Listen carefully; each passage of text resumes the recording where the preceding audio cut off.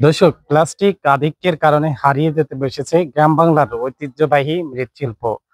আমরা এসেছি আজকে মাগুরার শ্রীপুর উপজেলার নহাটা পালপাড়ায়। এখানে এসে একটি চিত্র দেখতে পেয়েছি যে এখানকার যে মানুষগুলো আছে তারা কিন্তু বংশ পরস্পরাই এই পালপাড়ার যে মাটির কাজের মাটির আসবাবপত্র আছে এগুলো কিন্তু তারা তৈরি করছেন। আমরা অনেকের সাথে কথা বলেছি। আমাদের বাপ দাদা আমল থেকেই করে, এটা আমাদের পেশা। মানে আমাদের এটা থেকে মূল পেশা এই মাটির কাজ।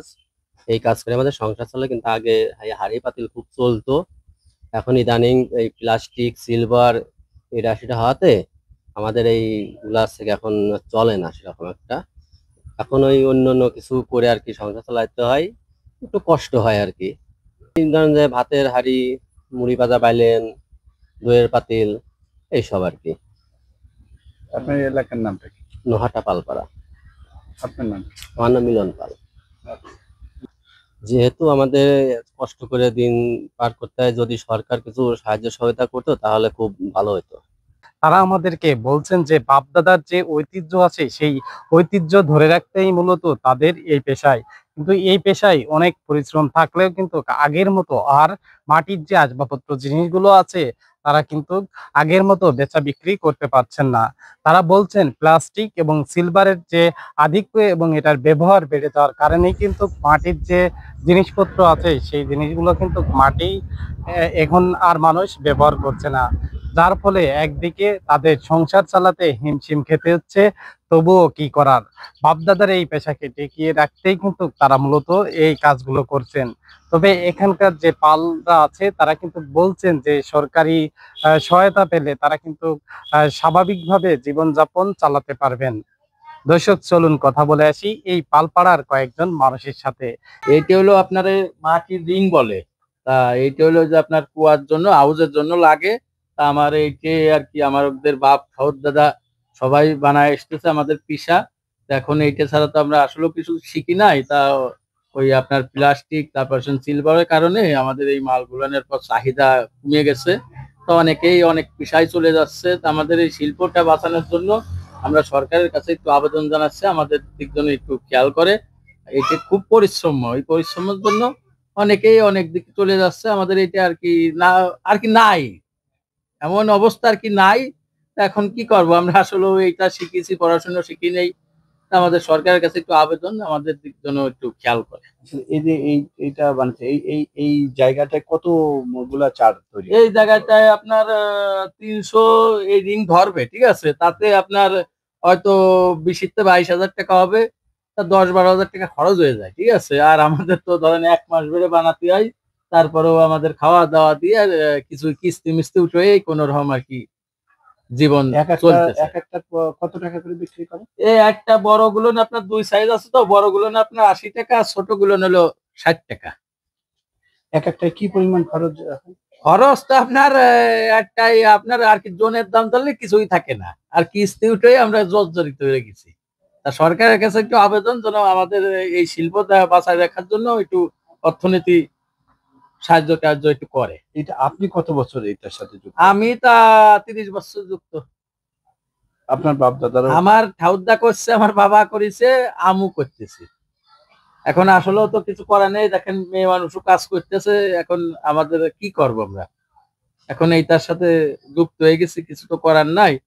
এখন সরকারের কাছে আমাদের আবেদন, একটু সরকার জন্য আমাদের দিকে একটু খেয়াল করে, শিল্পটা বাঁচানোর জন্য অনেক কিছু জন্য একটু কিছু করে। এইখানে এই জাতীয় ব্যবসা প্রচুর খাটনি হয়, কিন্তু আমরা এখন এই ব্যবসা চলছে না। আমরা এখন কি করি, আমরা মেয়ে পুরুষ সবাই পরিশ্রম করি, অনেক খাটনি পড়ে। তা যাই হোক, আপনারা একটু আমাদের মুখের দিক তাকাবেন।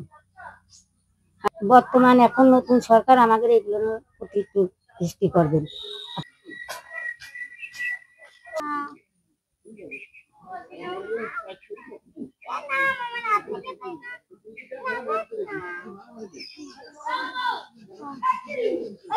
এই যে চালন দিয়ে যে বালি চালছেন, এটা আসলে কি হবে?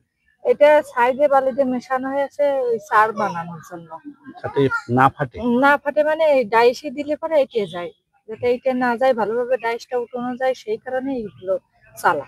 আমার বাবার বাড়ি বলতে এইগুলো বানাতো না, এই যে রসের ভাঁড় আছে শীতকালে সেইগুলো বানাতো।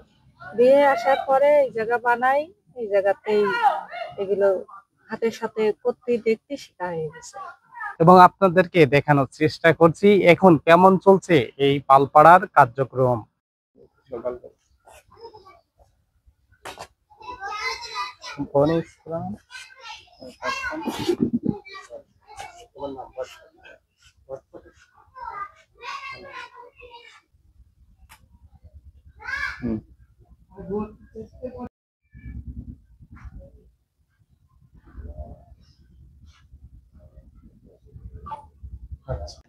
বহু আগে ধরেন আমরা ওই পর্যন্ত দেখতে দেখতে আমার বাপ চাচারাও দেখেছি মাটির জিনিস। এখন আগের মতন তো আর নাই, বেচা কিনা খুব করুণ অবস্থা আমাদের। তা এখন অন্য কোনো ব্যবস্থা পাতি নাই বলে এটা করে কমে বাপ দাদা পিসা আমাদের করে আমরা ধরে আসি। তাই অন্য যদি সরকারি কোনো ব্যবস্থা করতো, একটু সাহায্য টাহ্য, তাহলে একটু আমাদের ভালো হতো। তো সেটা তো আর করে নাই।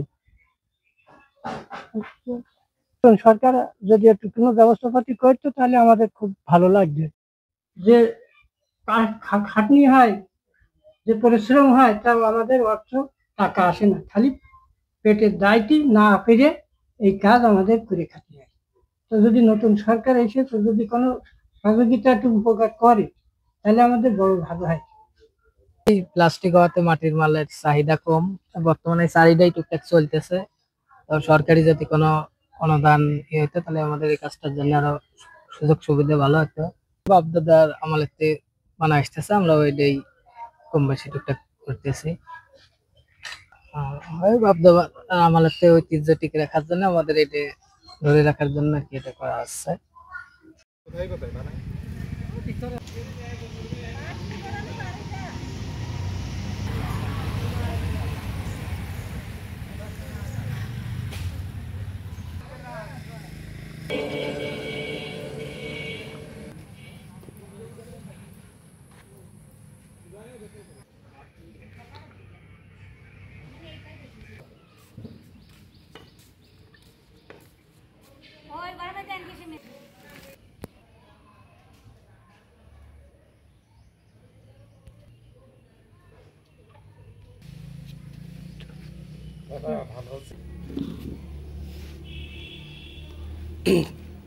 দর্শক, সবসময় সব খবর সবার আগে পেতে আপনারা মাগুরা নিউজ টিভির সাথেই থাকুন এবং মাগুরা নিউজ টিভির সংবাদ যদি আপনাদের ভালো লাগে তাহলে অবশ্যই শেয়ার করে অন্যকে দেখার সুযোগ করে দিন।